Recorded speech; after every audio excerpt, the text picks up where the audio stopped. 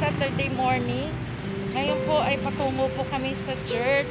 Saturday rotate. Prayer downwards po mga mahal. Ito po ay naglalakad. Nakatawid na po kami ng highway mga mahal. Welcome to my channel YouTube. Thank you. Thank you sa lahat ng mga nagsusubaybay ng aking channel. Ayan po ngayon i-review ko po sa inyo yung dito gawin yung daan po mga mahal.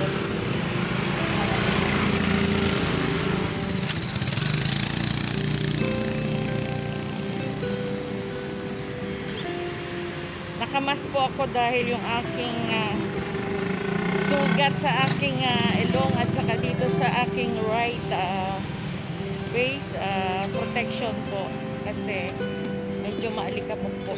Kaya always wear ng mask po para po dito. Naglalakad po kami.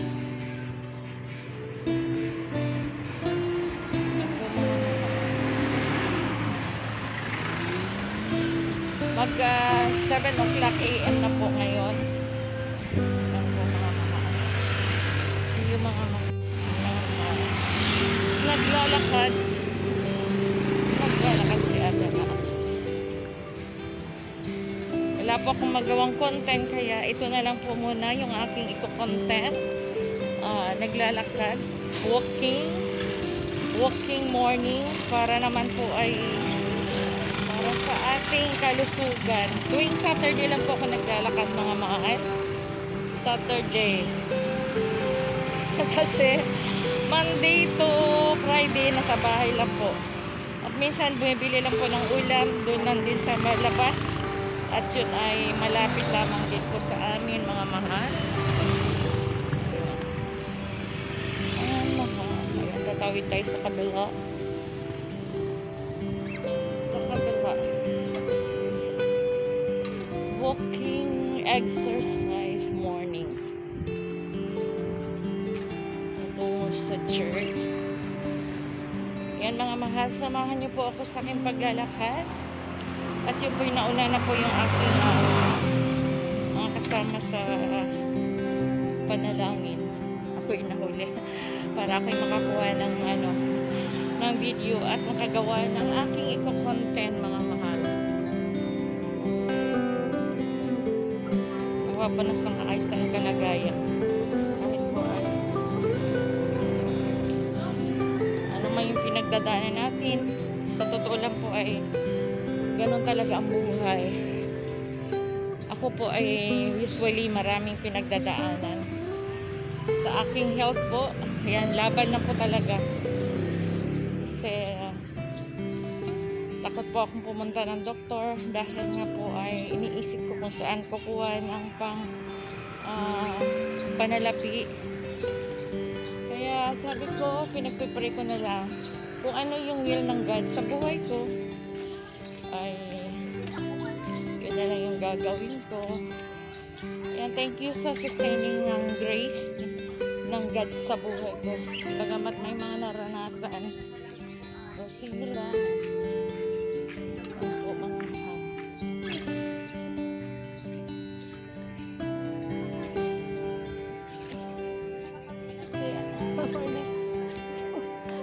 Ikaw ba si ano? Bakit ka lang? Sige, kala ko si ano? Yung dyan, yung guard dyan. Sige po. Wala natin sa taas.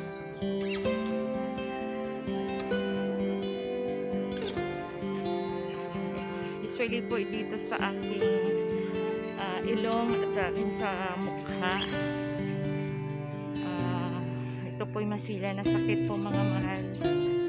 Ito'y nakuha ko sa init nung ako'y 16 years na nagpapainit as a selling direct seller. at yung huli kong trabaho sa pension plan. Lagi po nasa initan. Kaya ito na ngayon nag-trigger. As in, nahiya po ako mag-prone sa camera dahil nga po dito sa aking kalagayan. Ang iniisip ko po kung paano ako makapagpa-check up. Pero nagpipray ko muna sa Lord. Kasi ayoko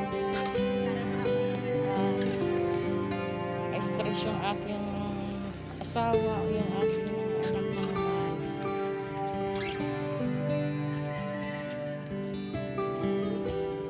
Kaya thanks God dahil sinusustain ako ng Panginoon. At ito nga po ay nakakapag-vlog. Yung aking talagang vlogging po ay yung pinaka-content ko po mga mahal ay usually talaga ay salita ng Diyos. At today Saturday routine.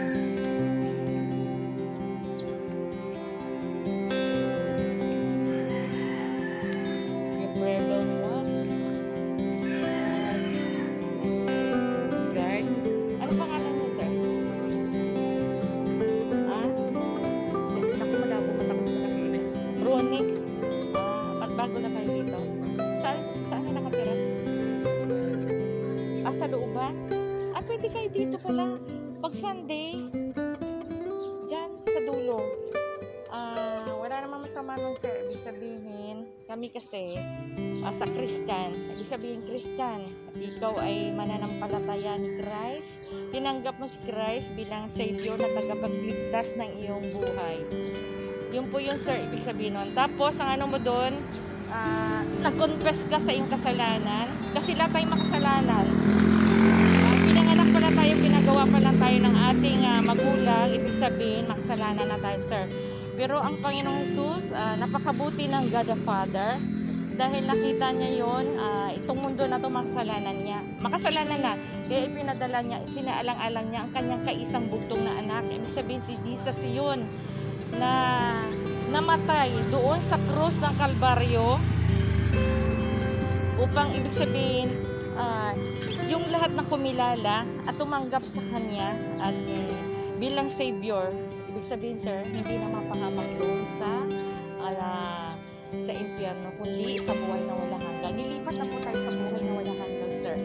Ayon sa John 3:16, dahil sa malaking pag-ibig ng Diyos Ama ay kaisa niyang bugtong na anak ibinigay niya upang sino mang manalig at mananampalataya ay magkaroon ng buhay na walang hanggan. Ibig sabihin, sir, kung ikaw ay nakakaranas na sa Panginoong Jesus, ay mayroon ka ng, ibig sabihin, assurance ng kaligtasan. Ang gawin mo lang, confess mo lang ang iyong kasalanan.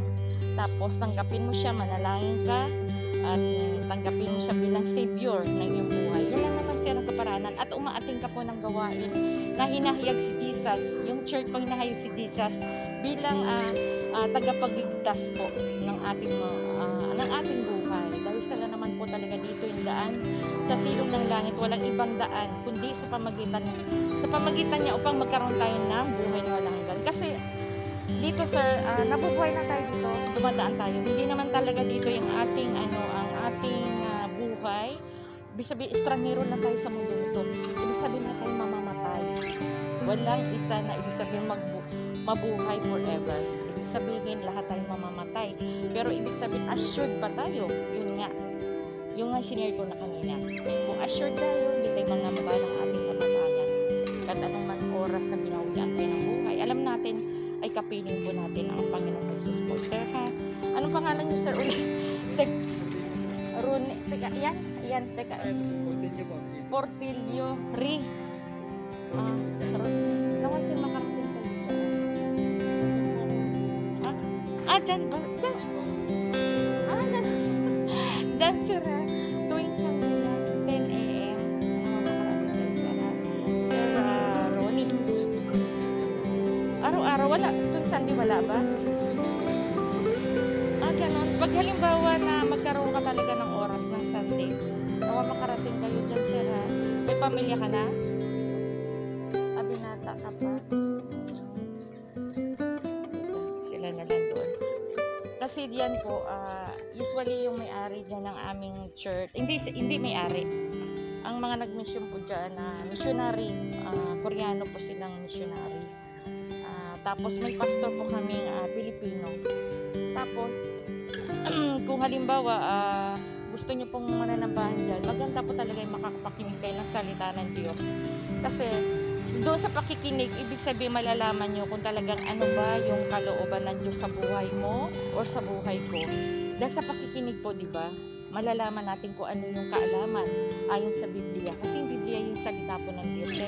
Kaya yun po, at para lalago ka sa iyong pananampalataya po sa Panginoon, sa Panginoon Jesus. Oo, kasi tayo rin mag-aani nun.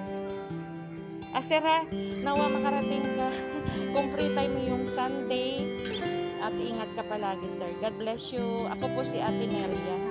Ate Neria Bagaporo. Sir, bye-bye. God bless you. Ingat ka dito sa iyong paglulog. Okay, sir. See you.